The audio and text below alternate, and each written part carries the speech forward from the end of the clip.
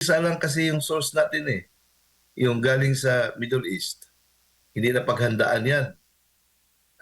Yan, mag-reflect yan sa ating foreign policy. Kasi if we are only friendly to all, we are not as problematic as today to get other sources of oil from other countries. Sinasabi po ng pamahalaan na wala po raw oil crisis sa ating bansa sa kabila nga ng tensyon sa Middle East. Sa legal ba o policy perspective, paano ho ba niyo dinedefine ang oil crisis?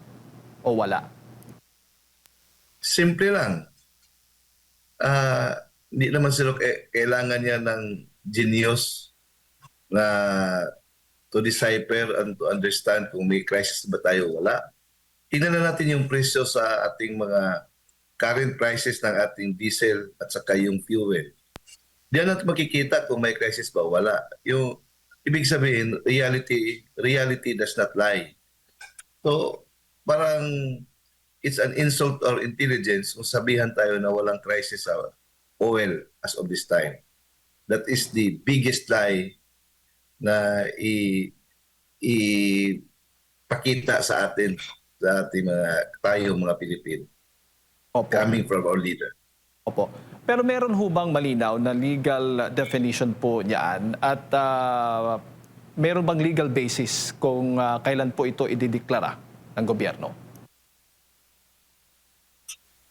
Simple mo lang, wala na kailangan yan ng definition, Jade. Parang 1 plus 1 equals 2 lang yan. Parang basic na masyado yan. Kung wala tayong enough supply ng oil, ngayon, we are not an oil-producing country. So we rely on imports.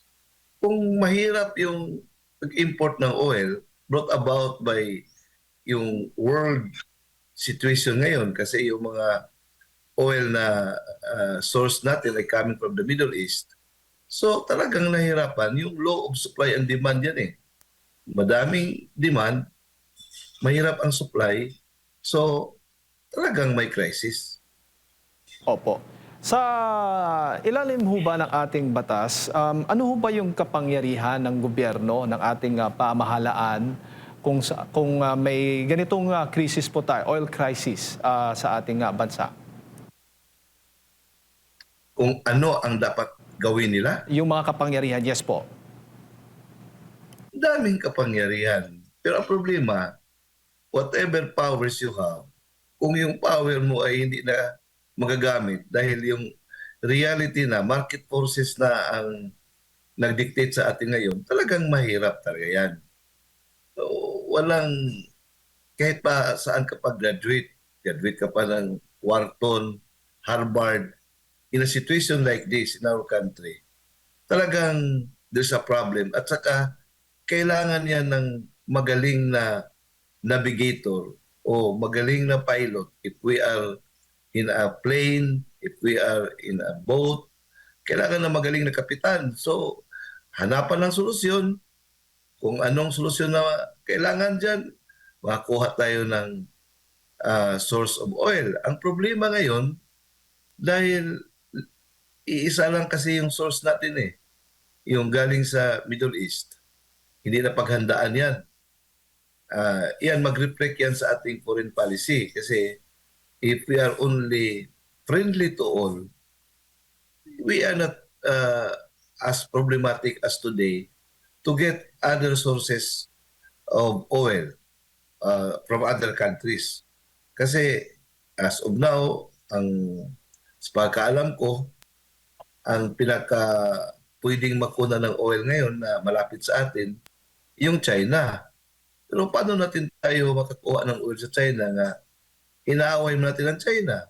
So, iyan ang epekto sa ating flawed foreign policy. Kasi kung we followed yung independent foreign policy, friends to all and enemies to none, maka-maneuver tayo. Ngayon, dami man tayong kalaban, yan man ang policy ng ating mga kasalukuyang gobyerno. So, doon tayo nahihirapan kasi yung source natin ng oil, as I said, coming from the Middle East, dahil sa gira doon, yung sinasarahan yung Strait of Hormuz. So, yun, apektuhan tayo ngayon sa ating supply ng oil that we used to get from these countries na karamihan ng kanilang mga oil ay dumadaan dyan sa Strait of Hormuz.